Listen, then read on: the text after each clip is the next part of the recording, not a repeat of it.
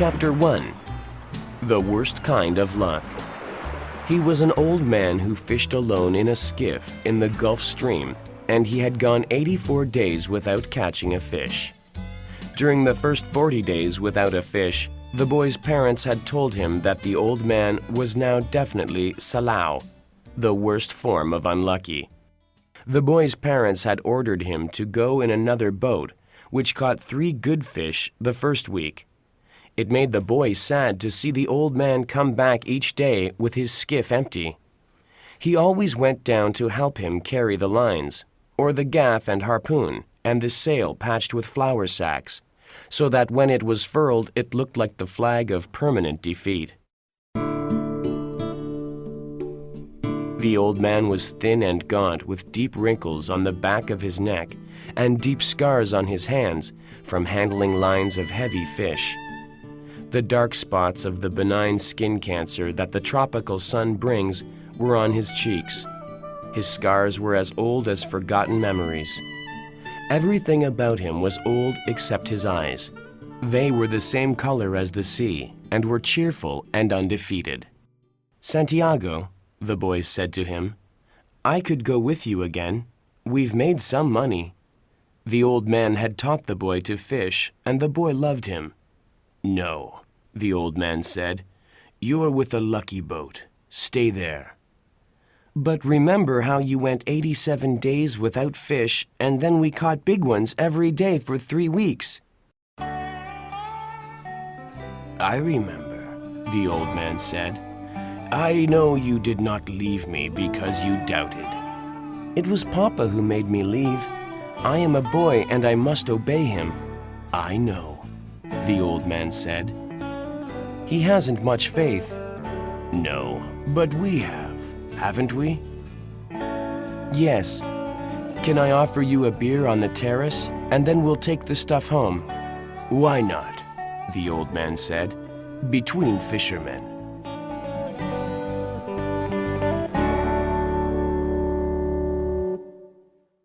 They sat on the terrace, and many of the fishermen made fun of the old man, but he was not angry. The older fishermen looked at him and were sad, but they did not show it. The successful fishermen of that day had already butchered their marlin and carried them to the ice truck that would take them to the market in Havana. Those who had caught sharks had taken them to the shark factory on the other side of the cove. When the wind came from the east, a smell came from the shark factory. "Santiago," the boy said. "Yes," the old man said. He was thinking of many years ago. "Can I go out and get sardines for you for tomorrow?" "No. Go and play baseball. I can still row, and Rogelio will throw the net." "I would like to go. If I cannot fish with you, I would like to serve in some way."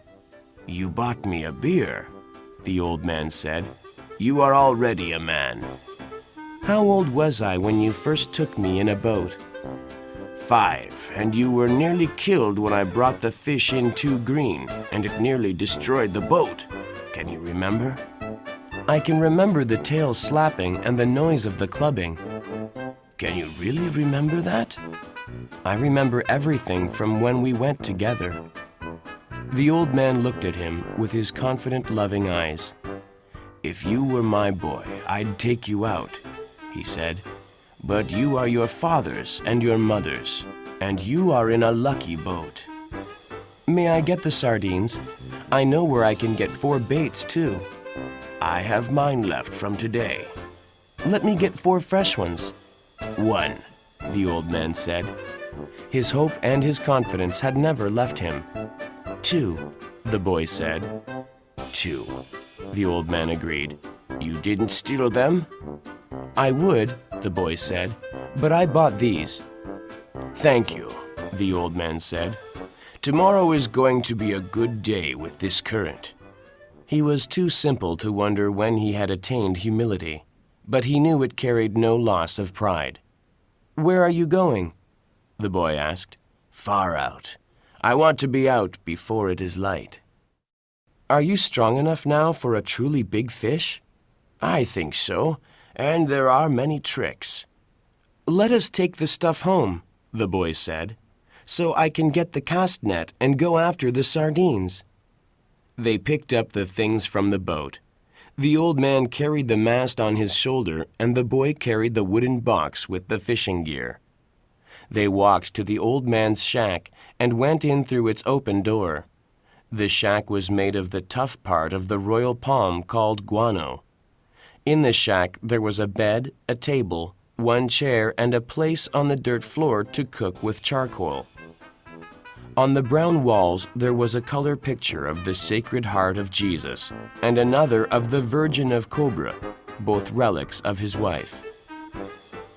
Once there had been a photograph of his wife on the wall, but he had taken it down because it had made him lonely. Now it was on the shelf in the corner under his clean shirt. "What do you have to eat?" the boy asked. "A pot of yellow rice with fish. Do you want some?" "No, I will eat at home. Do you want me to make a fire?"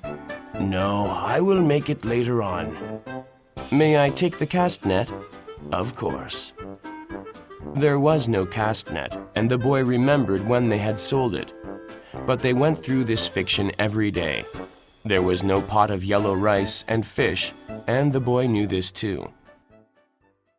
85 is a lucky number," the old man said. "How would you like to see me bring one in that weighed over 1,000 pounds? "I'll get the cast net and go for sardines. Will you sit in the sun in the doorway?" "Yes. I have yesterday's paper, and I will read about baseball." The boy did not know whether yesterday's paper was fiction too, but the old man brought it out from under the bed. "Perico gave it to me at the bodega," he explained. "I'll be back when I have the sardines. I'll keep yours and mine together on ice, and we can share them in the morning. When I come back, you can tell me about baseball. Now keep warm, old man. Remember, we are in September," the boy said. "The month when the great fish come," the old man said. "Anyone can be a fisherman in May." "I'm going for the sardines now," the boy said. When the boy came back, the old man was asleep in the chair and the sun was down. The boy took the old army blanket off the bed and spread it over the back of the chair and over the old man's strange but powerful shoulders. His shirt had been patched so many times that it was like a sail. The old man's head was very old, and with his eyes closed, there was no life in his face. He was barefoot. The boy left him there, and when he came back, the old man was still asleep. "Wake up, old man," the boy said. The old man opened his eyes, and for a moment he was coming back from a long way away. Then he smiled.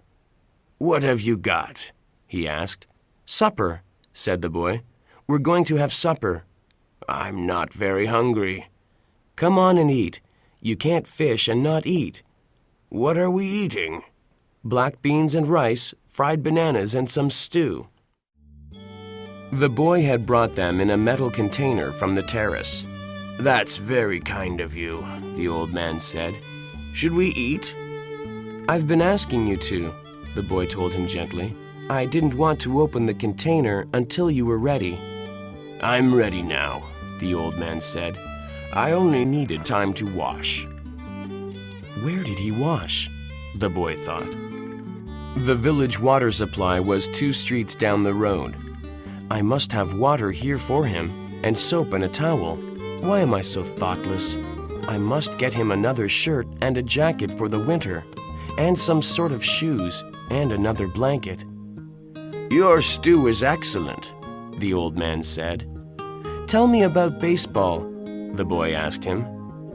"In the American League, it is the Yankees, as I said," the old man said happily. "They lost today," the boy told him.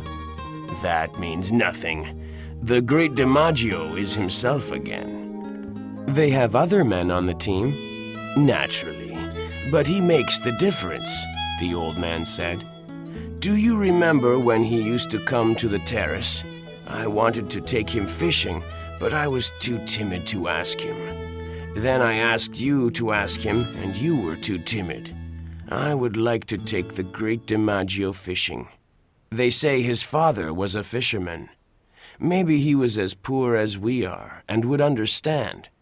I used to sail on a big ship that went to Africa, and I have seen lions on the beaches in the evening." "I know. You told me." "Should we talk about Africa or about baseball?" "Baseball. Tell me about the great John Jota McGraw," the boy said. "He used to come to the terrace sometimes in the older days, but he was rough and harsh-spoken when he drank too much." "Who is the greatest manager really, Luke or Mike Gonzalez?" "I think they are equal." "And the best fisherman is you?" "No, I know others that are better." "Que va," the boy said. "There are many good fishermen and some great ones, but there is only you." "Thank you. You make me happy. I hope no fish will come along so great that he will prove us wrong." "There is no such fish if you are still strong as you say." "I may not be as strong as I think," the old man said, "but I know many tricks, and I have resolution." "You ought to go to bed now so that you will be fresh in the morning." "Good night, then. I will wake you in the morning." "You're my alarm clock," the boy said. "Age is my alarm clock," the old man said. "Why do old men wake so early? Is it to have longer days?" "I don't know," the boy said. "All I know is that young boys sleep late and hard. Sleep well, old man." They had eaten with no light on the table. The old man rolled his trousers up to make a pillow, putting the newspaper inside them. He rolled himself in the blanket and slept on the other old newspapers that covered the springs of the bed.